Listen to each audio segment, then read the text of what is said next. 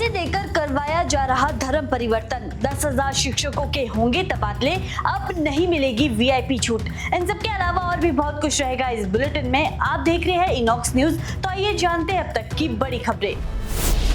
हिमाचल सरकार ने सरकारी खर्चों में कटौती के तहत एचपीटीडीसी के पदाधिकारियों को मिलने वाली विशेष सुविधाएं खत्म कर दी है। अब तक निगम के अध्यक्ष, उपाध्यक्ष और प्रबंध निदेशकों को होटलों में मात्र 100 रुपए प्रतिदिन की दर से ठहरने और भोजन पर 50% तक की छूट मिलती थी, जिसे अब समाप्त कर दिया गया है। वहीं निदेशक मंडल के सदस्यों को मिलने वाली मुफ्त आवास, भोजन और जीवन भर की 30% छूट भी खत्म कर दी गई है। हालांकि निगम के नियमित कर्मचारियों को मिलने वाली सुविधाओं में फिलहाल कोई बदलाव नहीं किया गया है।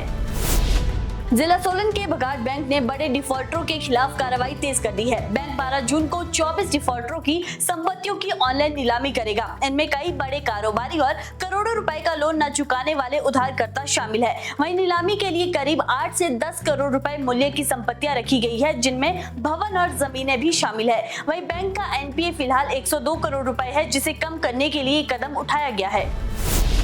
एचआरटीसी के चालक परिचालक संघ ने सरकार को हड़ताल की चेतावनी दी है। संघ के प्रदेश अध्यक्ष मान सिंह ठाकुर ने कहा, यदि 24 जून तक कर्मचारियों की लंबित मांगे पूरी नहीं की गई तो 25 जून से प्रदेश भर में एचआरटीसी बसों के पहिए थम जाएंगे।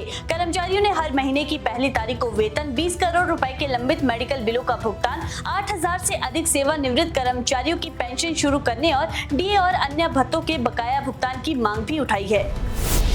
हिमाचल की 647 पंचायतों में 14वें वित्त आयोग के तहत मिली करीब 6 करोड़ रुपए की राशि 7 साल बाद भी खर्च नहीं हो पाई। केंद्र सरकार के ई ग्राम स्वराज पोर्टल के आंकड़ों में ये खुलासा हुआ है। हैरानी की बात यह है कि 16वें वित्त आयोग की नई राशि जारी होने की तैयारी चल रही है, जबकि पुराना फंड अब भी लंबित है। सबसे ज्यादा 1 करोड़ 30 लाख रुपए जिला ऊना में खर्च होने बाकी है। इसके बाद कांगड़ा, शिमला और चंबा समेत कई जिलों में भी बड़ी राशि लंबित पड़ी है।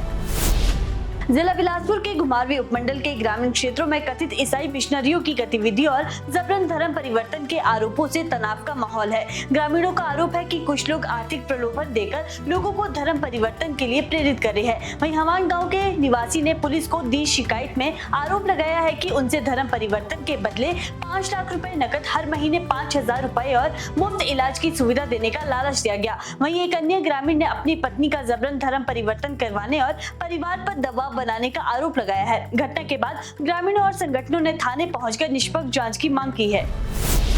हिमाचल के 158 सरकारी सीबीएसई स्कूलों में 5,623 सेवारत शिक्षकों की प्रस्तावित तैनाती शिक्षा विभाग के लिए बड़ी चुनौती बन गई है। आंकलन के अनुसार इस प्रक्रिया से प्रदेश भर में 10,000 से अधिक तबादलों की स्थिति पैदा हो सकती है। इसी वजह से सरकार बेहद सतर्क है और मामला मंत्रिमंडलीय स्तर तक पहुंच चुका है। वहीं शिक्षा विभाग में ये सुझाव भी सामने आया है कि बड़े पैमाने पर तबादलों के बजाय सीधी भर्ती से शिक्षकों की नियुक्ति की जाए। फिलहाल मंत्रिमंडलीय समिति रिकॉर्ड खंगाल रही है और जल्द निर्णय की संभावना जताई जा रही है।